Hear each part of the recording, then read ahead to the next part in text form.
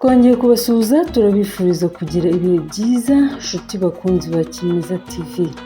Uyu munsi tugiye kuganira nanone ku nyungurabwenge by'ibintu wenda uba utari uzi mu buzima. Ese wari uzi ko kubyara umwana w'umukobwa byongerera abagabo iminsi yo kubaho? Abahanga bagaragaza ko kubyara umwana w'umukobwa ari ibintu byiza cyane cyane ku bagabo kuko bishobora kubongerera iminsi yo kubaho. Urubuga PubMed.ncbi.hlm.nih.gov ruvuga ko kuri buri mwana w'umukobwa umupapa abyaye aba yiyongereyeho ibyumweru 74 ku myaka yashoboraga kubaho. Iyo bita lifespan cyangwa life expectancy mu rurimi rw'icyongereza, bivuze ko ari hafi umwaka n'igice.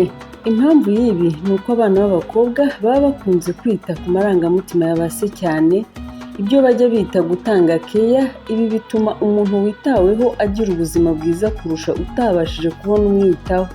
Ndetse kandi ni ibintu bizwi cyane ko abana b'abakobwa akenshi bita kuri base kurusha ba nyina. Ubushakashatsi bugaragaza ko abagabo bafite abana b'abakobwa hari ibikorwa bashobora gukora bibasunikira kubaho neza, nko gukora imyitozo ngororamubiri, kurya ibiryo byiza n'ibindi bintu byiza mu mibereho yabo, byose bigizwemo uruhare n'abo bana babo, baba babizi cyangwa se batabizi. Ubwumvane hagati y'umwana w'umukobwa na se kandi kumwe baba bakina bishimanye ni kimwe mu byo abahanga bagaragaza ko bigabaniriza abo bagabo stress, icyo twakwita umujagararo w'ubwonko mu kinyarwanda. Ibi byose nibyo bihuzwa, abahanga bagahita bemeza ko kubyara umwana w'umukobwa bishobora kongerera se iminsi yo kubaho. Muri rusange, ubushakashatsi butandukanye bwagiye bugaragaza ko kugira abana tutitaye ku gitsina cy'umwana byongerera ababyeyi babo iminsi yo kubaho kurusha abantu bagana mu zabukuru nta bana bafite. Gusa nanone bigaragazwa ko umugore we bishobora kumugabanyiriza iminsi yo kubaho mu gihe yaba byarabigoranye hakoreshejwe uburyo nko kubagwa ndetse n'ubundi bumusigira ibibazo. Nyuma y'inyungurabwenge yacu, reka turebe ku yindi. Ese wari uzi ko inzoga zinyowe neza ku gipimo cyiza hari indwara ushobora kwirinda? Inzoga ni bimwe mu binyobwa bikunzwe cyane ku isi, ari nako zihabwa isura itari nziza na benshi, nubwo bidaca intege abazihebeye.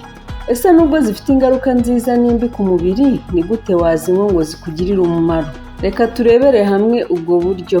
Inzoga zinyowe neza zishobora kukugabaniriza ibyago byo kurwara indwara z'umutima ndetse n'ibibazo bya osteoporosis, aho umuntu agira ikibazo cyo kugira amagufwa yoroshye cyane ku buryo avunika byoroshye.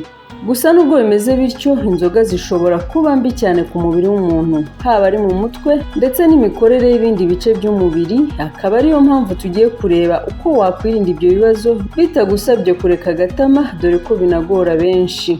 Reka turebe ibyiza by'inzoga ku mubiri ndetse n'ingano y'iyo ukwiye kunywa. Mu nzoga usangamo vitamine zitandukanye nka vitamine A, B1, B2, B3, B5, B6, B12, D ndetse na E. Ndetse ni ibintu umubiri wacu ukeneye cyane kugira ngo ukore neza. Ubushakashatsi bwakozwe muri 2018 bwagaragaje ko kunywa inzoga ku kigero cyiza bifasha kutagira isukari nyinshi mu mubiri, bityo ugaca ukubiri n'indwara ya diyabete. Ndetse kandi ubushakashatsi bwakozwe muri 2019 bwo bwagaragaje ko usibye diyabete, kunywa inzoga ku kigero cyiza byanakurinda indwara ya dementia itera uyirwaye kwibagirwa cyane cyangwa akanatakaza ubushobozi bwibutsa burundu, agasigara nta kintu na kimwe yibuka. Ndetse kandi nk'uko byavuzwe haruguru, inzoga zinyowe ku kigero cyiza zifasha cyane mu kugabanya ibyago byo kurwara indwara z'umutima zigiye zitandukanye.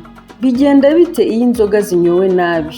Nubwo twabonye ibyiza by'inzoga zinyowe neza, inzoga nyinshi zo zishobora kugutera indwara nka diyabete, kunanirwa k'umwijima, kanseri, urwagashya, indwara z'umutima, dementia ndetse n'izindi nyinshi kandi mbi cyane ku mubiri wa muntu. Abahanga mu by'ubuzima bagira inama abakunzi b'inzoga ko umugabo adakwiye kurenza amacupa 2 ku munsi, mu gihe umugore we adakwiye kurenza icupa rimwe. akaba ari izi bakunze kwita iza rufuro, kuko ugiye muri za rikeri usanga zo zifite ibipimo biri hejuru ku buryo icupa rimwe ubwaryo rigutesha umurongo rikagutera n'ibibazo byinshi kurenzaho. Tuzivuze mu mibare abazinywa bashobora guhita bumva, kuri rufuro nyinshi zigira volte ya 5%, ugirwa inama yo kutarenza mililitiro 355. Naho kuri wayini zigira volte ya 12%, ugirwa inama yo kutarenza mililitiro 150 ku munsi. Ni mu gihe kuri rikeri zirenza volte ya 40%, ugirwa inama yo kutarenza mililitiro 45. Ni naha dusoreje inyungurabwenge zacu. Mwakoze kubana natwe, mukomeze gukurikira n'ibindi biganiro byose kuri Kimeza TV. Mugire amahoro.